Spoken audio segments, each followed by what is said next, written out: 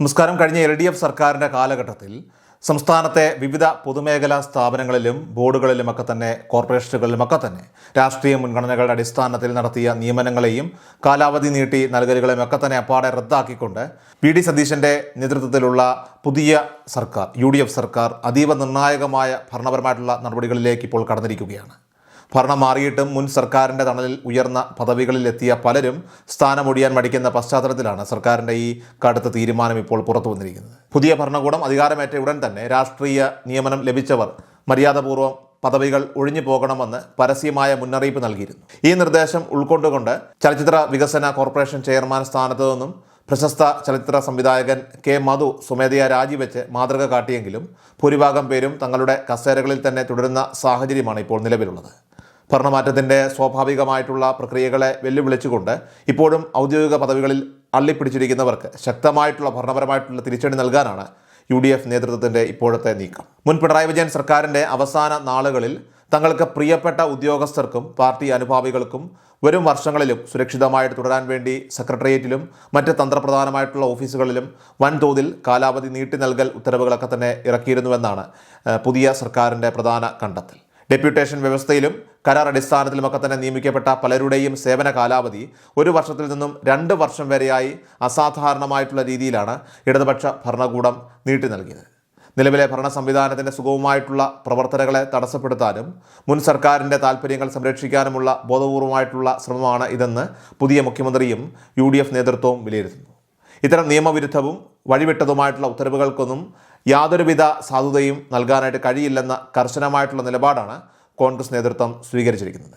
ഈ അട്ടിമറി നീക്കങ്ങളെയൊക്കെ തന്നെ ശക്തമായി നേരിടാനുള്ള രാഷ്ട്രീയവും ഭരണപരവുമായിട്ടുള്ള നട്ടെല്ല് UDF സർക്കാരിനുണ്ടെന്ന വ്യക്തമായിട്ടുള്ള താക്കീതാണ് ഇപ്പോൾ വന്നിരിക്കുന്ന ഈ കൂട്ടപ്പിരിച്ചുവിടൽ നടപടികൾ വ്യക്തമാക്കുന്നത്. ഈ കടുത്ത ഭരണപരിഷ്കാര നടപടിയുടെ ആദ്യത്തെ ഇരയായിട്ട് മാറിയിരിക്കുന്നത് ഗുരുവായൂർ ദേവസ്വം ബോർഡിലെ ഉയർന്ന ഉദ്യോഗസ്ഥനാണ് എന്നുള്ളത് ഈ വിഷയത്തിൻ്റെ ഗൗരവം വർദ്ധിപ്പിക്കുകയാണ്.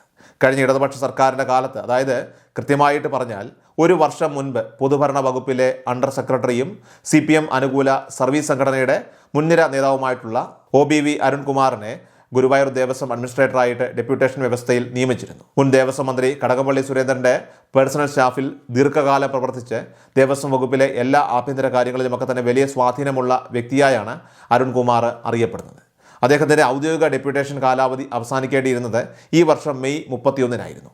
എന്നാൽ ഭരണം മാറുമെന്ന സൂചനകൾ മുൻകൂട്ടി കണ്ടുകൊണ്ട് പിണറായി സർക്കാർ അസാധാരണമായിട്ടുള്ള ഭരണപരമായിട്ടുള്ള അതിബുദ്ധി കാണിക്കുകയും അരുൺകുമാറിൻ്റെ കാലാവധി 2026 ജൂൺ 1 മുതൽ 2028 മെയ് വരെ 2 വർഷത്തേക്ക് കൂടി നീട്ടി നൽകിക്കൊണ്ട് പ്രത്യേക ഉത്തരവിറക്കുകയായിരുന്നു.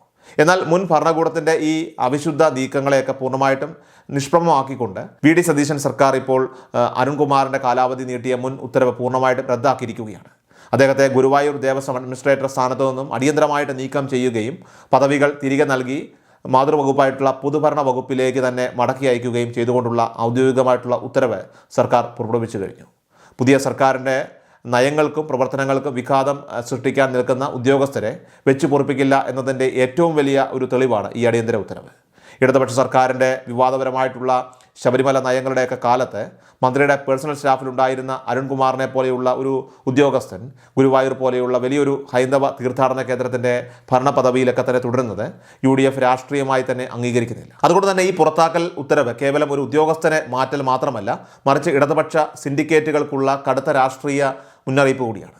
ഗുരുവായൂർ ദേവസ്വം ബോർഡിൽ നടന്ന ഈ നടപടി അത് സംസ്ഥാനത്തെ മറ്റു വകുപ്പുകളിലേക്ക് വ്യാപിപ്പിക്കാൻ പോകുന്ന വലിയൊരു ശുദ്ധീകരണ പ്രക്രിയയുടെ ഒരു ഉദാഹരണം മാത്രമാണിത്.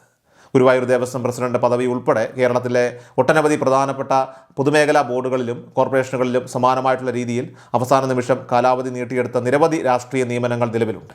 ഇവരുടെയെല്ലാം കൃത്യമായിട്ടുള്ള പട്ടിക ചീഫ് സെക്രട്ടറിയുടെ നേതൃത്വത്തിൽ പുതിയ സർക്കാർ തയ്യാറാക്കിക്കൊണ്ടിരിക്കുകയാണ്.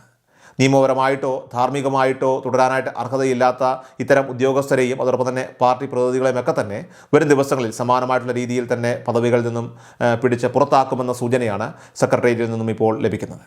പുതിയ ഭരണകൂടത്തോട് സഹകരിക്കാനായിട്ട് തയ്യാറാകാതെ മുൻ സർക്കാരിൻ്റെ അജണ്ടകൾ നടപ്പിലാക്കാൻ ശ്രമിക്കുന്ന മുഴുവൻ പേർക്കുമുള്ള അന്ത്യശാസനമായിട്ടാണ് ഈ ആദ്യ നടപടിയെ രാഷ്ട്രീയ കേന്ദ്രങ്ങൾ വിലയിരുത്തുന്നത്. അധികാരമേറ്റ് ആദ്യ ആഴ്ചകളിൽ തന്നെ ഇത്രയും കടുത്തതും അതോടൊപ്പം തന്നെ പ്രായോഗികമായിട്ടുള്ള തീരുമാനങ്ങൾ കൈക്കൊള്ളാനായിട്ട് PD സതീശൻ സർക്കാർ കാണിച്ച ആർജവം കേരള രാഷ്ട്രീയത്തിൽ വലിയ ചർച്ചകൾക്കാണ് വഴി തുറന്നിരിക്കുന്നത്. കഴിഞ്ഞ 10 വർഷക്കാലം സംസ്ഥാനം ഭരിച്ച് സകല മേഖലകളിലും തങ്ങളുടെ രാഷ്ട്രീയ സ്വാധീനം ഉറപ്പിച്ച പിണറായി വിജയനും അദ്ദേഹത്തിൻ്റെ മുൻ മന്ത്രിമാർക്കും ഈ പുതിയ നീക്കം വലിയ തിരിച്ചടിയാണ് ഇപ്പോൾ സമ്മാനിച്ചിരിക്കുന്നത്. കാരണം വർഷങ്ങളായിട്ട് ഭരണത്തിൻ്റെ തണലിൽ ഉയർന്ന ശമ്പളവും ആനുകൂല്യങ്ങളും പദവികളും ഒക്കെ സുഖ സൗകര്യങ്ങളും ഒക്കെ തന്നെ അനുഭവിച്ചിരുന്ന നൂറുകണക്കിന് CPM നേതാക്കളും സഖാക്കളുമാണ് ഇപ്പോൾ കസേരകൾ നഷ്ടപ്പെട്ട് നെട്ടോട്ടമോടുന്നത്. ഇനിയും വരും ദിവസങ്ങളിൽ പദവികൾ നഷ്ടപ്പെടാൻ പോകുന്നവരുടെയൊക്കെ തന്നെ വലിയൊരു നിര തന്നെ ഇപ്പോൾ പുറത്തു വരാൻ പോകുന്നു എന്നുള്ളത് നിലവിലെ ഇടതുപക്ഷ ക്യാമ്പുകളിൽ വലിയ ആശങ്കയ്ക്ക് കാരണമായിട്ടുണ്ട്. സംസ്ഥാന ഭരണ സംവിധാനത്തെ പൂർണ്ണമായിട്ടും രാഷ്ട്രീയവൽക്കരിച്ച മുൻ സർക്കാരിൻ്റെ നയങ്ങളെ തിരുത്തിക്കൊണ്ട് ഭരണത്തിൽ പുതിയൊരു അച്ചടക്കവും സുതാര്യതയുമൊക്കെ തന്നെ കൊണ്ടുവരാനുള്ള UDF സർക്കാരിൻ്റെ നീക്കങ്ങളുടെ തുടക്കമായിട്ടാണ് ഈ ഒരു കൂട്ടപ്പിരിച്ചുവിടലുകളെ ഇപ്പോൾ പൊതുവെ വിലയിരുത്തപ്പെടുന്നത്.